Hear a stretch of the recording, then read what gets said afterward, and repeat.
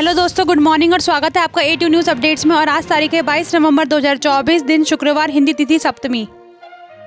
तो चलिए दोस्तों, शुरू करते हैं देश विदेश की तमाम बड़ी खबरें फटाफट से। डोनाल्ड ट्रंप के शपथ ग्रहण से पहले उनके करीबियों में घमासान मच गया। एलन मस्क और ट्रंप के सलाहकार बोरिस एप्स्टाइन के बीच मंत्रियों के चयन को लेकर विवाद हो गया है।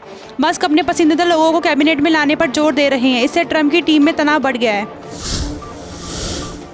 यूक्रेन ने रूस पर अमेरिकी मिसाइलें बरसाई हैं, जो रूस यूक्रेन जंग की आग में घी का काम कर सकता है। रूस ने अमेरिकी मिसाइलों का प्रयोग करने पर परमाणु हमले की चेतावनी दी थी। रूस ने 6 में से 5 मिसाइलों को मार गिराने का दावा किया है। दिल्ली में प्रदूषण में राहत मिली है। कई इलाकों में AQI 400 के नीचे है। तेज हवा के कारण AQI में कमी आई है। सोने विहार में AQI 321, अलीपुर में 206 और अन्य इलाकों में भी कमी दर्ज की गई है। दिल्ली में कई इलाकों में हवा की गुणवत्ता में सुधार हुआ है।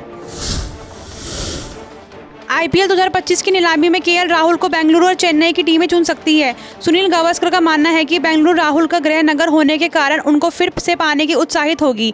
हैदराबाद भी राहुल के पीछे जा सकती है। नोकिया और भारतीय एयरटेल के बीच मल्टी बिलियंस एक्सटेंशन डील हुई है। नोकिया कई सालों तक भारतीय शहरों में 4G और 5G इक्विपमेंट्स लगाएगी। इससे एयरटेल को कनेक्टिविटी सॉल्यूशंस बेहतर मिलेगी। एयरटेल की नेटवर्क इंफ्रास्ट्रक्चर को मजबूत बनाया जाएगा।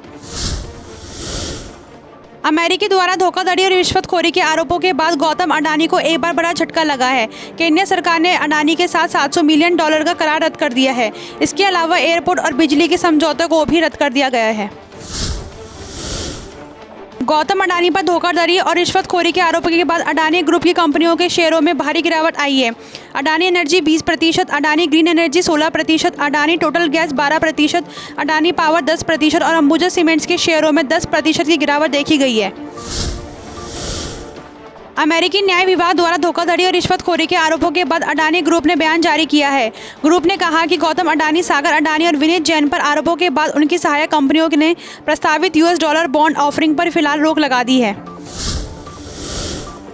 गौतम अडानी पर लगे आरोपों को लेकर राहुल गांधी ने कहा कि अडानी की गिरफ्तारी होनी चाहिए, क्योंकि प्रधानमंत्री मोदी उनके समर्थन में हैं।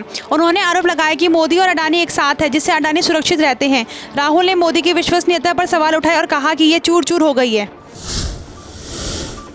भारत सरकार ने साइबर फ्रॉड और डिजिटल अपराध के खिलाफ बड़ी कार्रवाई करते हुए 17,000 से ज़्यादा व्हाट्सएप नंबर ब्लॉक कर दिए हैं। ये नंबर कंबोडिया, म्यांमार और लाहौस में सक्रिय थे। गृह मंत्रालय के 14C विंग के निर्देश पर यह कदम उठाया गया है। इजरायली प्रधानमंत्री बेंजामिन नेतन्याहू ने 19 नवंबर को गाजा का दौरा किया, जहां उन्होंने सैन्य ठिकानों का निरीक्षण किया। उन्होंने इजरायली बंधकों को छुड़ाने में मदद करने वालों को $5 मिलियन देने की घोषणा की। नेतन्याहू ने कहा कि युद्ध के बाद हमास का शासन खत्म हो जाएगा और इजरायलियों की सुरक्षा सुनिश्चित होगी। CBSE ने 10वीं और 12वीं की बोर्ड परीक्षा की तारीखें घोषित कर दी हैं। परीक्षाएं 15 फरवरी से शुरू होंगी। 10वीं की परीक्षा 18 मार्च तक चलेंगी, जबकि 12वीं की परीक्षा 4 अप्रैल तक जारी रहेगी। छात्र अपना समय पर तैयारी शुरू कर सकते हैं। प्रधानमंत्री नरेंद्र मोदी ने गुयाना की यात्रा को भारत गुयाना संबंधों में एक ऐतिहासिक कदम बताया। उन्होंने कहा कि 56 वर्षों बाद किसी भारतीय प्रधानमंत्री ने यह दौरा किया। मोदी ने अपने निजी अनुभव साझा करते हुए कहा कि 24 साल पहले एक नागरिक के रूप में यहाँ आना उनके लिए खास था। दिल्ली NCR में बढ़ते पॉल्यूशन के बीच केंद्र सरकार ने ग्रैब नियमों में बदलाव किया है। अब ग्रैब की स्टेज 3 में 5वीं तक और स्टेज 4 लागू होने पर 10वीं तक के स्कूल बंद करने अनिवार्य होंगे। स्कूल केवल ऑनलाइन क्लासेस चलाएंगे। पहले यह निर्णय राज्य सरकार के अधीन था। न्यूयॉर्क की फेडरल कोर्ट ने गौतम अडानी समेत 7 लोगों पर अरबों डॉलर की धोखाधड़ी और रिश्वतखोरी के आरोप लगाते हुए गिरफ्तारी वारंट जारी किया है। आरोप है कि अडानी ने भारत में सोलर एनर्जी का कॉन्ट्रैक्ट पाने के लिए भारतीय अधिकारियों को $250 मिलियन रिश्वत देने का वादा किया और निवेशकों को गुमराह किया। गौतम अडानी पर अमेरिकी न्याय विभाग द्वारा लगाए गए आरोपों को लेकर विपक्ष ने सवाल उठाए हैं। कांग्रेस, आम आदमी पार्टी, शिवसेना, UPT जैसे प्रमुख दलों ने आरोपों के JPC जांच की मांग की है और इसे संसद में उठाने की बात की है। BJP का कहना है कि आरोप अभी साबित नहीं हुए हैं। दिल्ली में प्रदूषण और ठंड ने हालत खराब कर दिए हैं। तापमान गिरकर 11.2 डिग्री सेल्सियस पहुंचा, जो सीजन की सबसे ठंडी रात थी। आज कोहरे की संभावना जताई गई है। प्रदूषण का स्तर भी खतरनाक है। AQI 450 के पार है। सिविल लाइंस और अन्य इलाकों में बेहद खराब स्थिति दर्ज हुई। आम आदमी पार्टी ने दिल्ली विधानसभा चुनाव के लिए अपनी पहली लिस्ट जारी की है, जिनमें 11 उम्मीदवारों के नाम घोषित किए गए हैं। इनमें रोहतास नगर से सरिता सिंह, लक्ष्मी नगर से बीबी त्यागी, किराड़ी से अनिल झा, विश्वास नगर से दीपक सिंगला समेत अन्य उम्मीदवार शामिल हैं। मणिपुर में 18 नवंबर को एक बार फिर हिंसा के बीच 2 दिन के लिए इंटरनेट बंद कर दिया गया है। अब इसकी अवधि बढ़ा दी गई है। इंटरनेट बैन को 3 और दिनों के लिए बढ़ाया गया है। बता दें कि मणिपुर सरकार ने हिंसा वाले 7 जिलों इम्फाल पश्चिम, इम्फाल पूर्व, बिष्णुपुर, काकचिंग, कांगपोकपी, थोपाल और चुराचांदपुर में स्कूल कॉलेज पहले ही बंद कर दिए हैं। इलेक्ट्रिक 3 व्हीलर्स पर सब्सिडी फिर से मिलने शुरू हो गई है। मिनिस्ट्री ऑफ हैवी इंडस्ट्री ने पीएम ई ड्राइव योजना के तहत 50,000 रुपये की सब्सिडी देना शुरू कर दिया है। यह सब्सिडी इलेक्ट्रिक 3 व्हीलर खरीदने पर मिलेगी। इससे इलेक्ट्रिक वाहनों को बढ़ावा मिलेगा। एक्सिस माई इंडिया के सर्वे के अनुसार मुंबई की 36 सीटों में से महायुति को 22 सीटों पर जीत मिल सकती है, जबकि महाविकास आघाड़ी को 14 सीटें मिलने का अनुमान है। बहुजन विकास आघाड़ी को 2% वोट और अन्य को 10% वोट शेयर मिल सकता है। ये नतीजे 23 नवंबर को घोषित होंगे। भारतीय शेयर बाजार आज भारी गिरावट के साथ बंद हुआ। सेंसेक्स 422 अंकों की गिरावट के साथ 77,155 पर और निफ्टी 168 अंकों की गिरावट के साथ 23,349 पर बंद हुआ। अडानी समूह पर रिश्वतखोरी के आरोपों के बाद उनके शेयरों में 23 से 24% तक गिरावट आई। एनटीपीसी ग्रीन एनर्जी का आईपीओ 22 नवंबर को बंद हो रहा है और उसी दिन एनवायरो इंफ्रा इंजीनियर्स का आईपीओ खुलेगा। इसका प्राइस बैंड 140 से 148 रुपये प्रति शेयर है और एक लॉट में 101 शेयर मिलेंगे।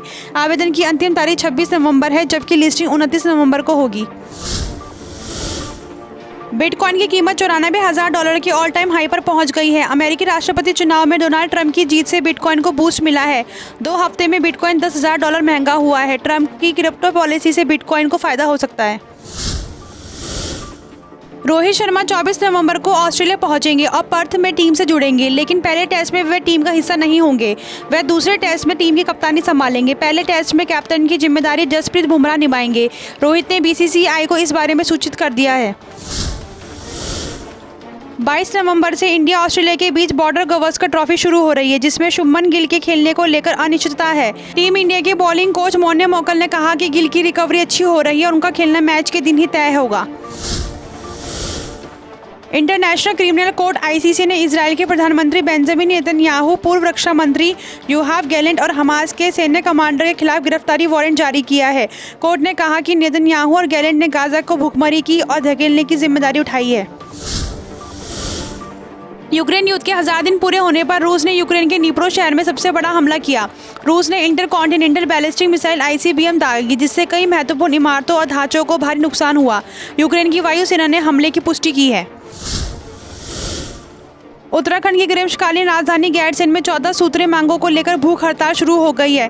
व्यापार संघ के अध्यक्ष सुरेंद्र बिष्ट और अन्य ने स्वास्थ्य, शिक्षा और सड़कों की हालत सुधारने की मांग की है, क्योंकि लोग हल्द्वानी और देहरादून जाने को मजबूर हैं।